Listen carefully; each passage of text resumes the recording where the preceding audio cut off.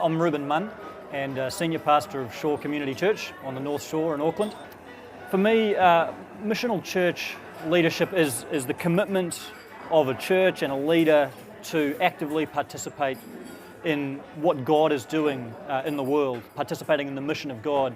It's a move away, I think, from a human-centered approach to mission, where the mission is something that we're doing and it originates with us, towards a view of mission that we're coming on board with what God is already doing. I had a bit to do with Tim when he was in New Zealand a few years ago, largely just relationally interacting with him, just listening and learning and working through a few of the church issues that we had at the time that he was really helpful with. Tim has a real insight, I think, into the dynamics of contemporary culture, contemporary Western culture, the way that culture is changing and shifting from a modernist to a postmodernist paradigm. What I've found most helpful about Tim is his own take on leadership, which I've found so different to a formulaic, one-size-fits-all, mechanical approach to leadership that you so often find. He's not the kind of 6 easy steps to leadership sort of guy. I think Tim's been a great voice for just a fresh way of thinking through what leadership is in a way that's personalised and appropriate and context-specific.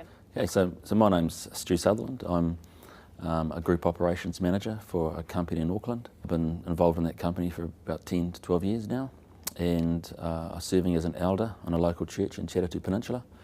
Missional church leadership. Okay, so well, it's understanding the time that we live in. I think that's a really important first thing. Our culture is undergoing a huge shift from modernism to postmodernism. So missional leadership is asking the question, what is God doing in the lives of people during this time? And it's then engaging in God's mission in the world, in this space. So I first heard of Tim through a colleague at Laidlaw College here. So we were asking a lot of questions around, well, what's the alternative? What is God doing in our environment, in our context?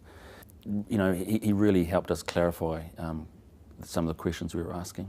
He came out and spent some time with our leadership team. He also spoke in our church. And what we did as well, there was 3 of us on our eldership team. We came and did Tim's course on missional leadership. He's got the accent. He's got the accent, but Tim, when I first met Tim, what struck me with him, he's very passionate, first of all for the gospel and the kingdom. And he was also very passionate for the local church.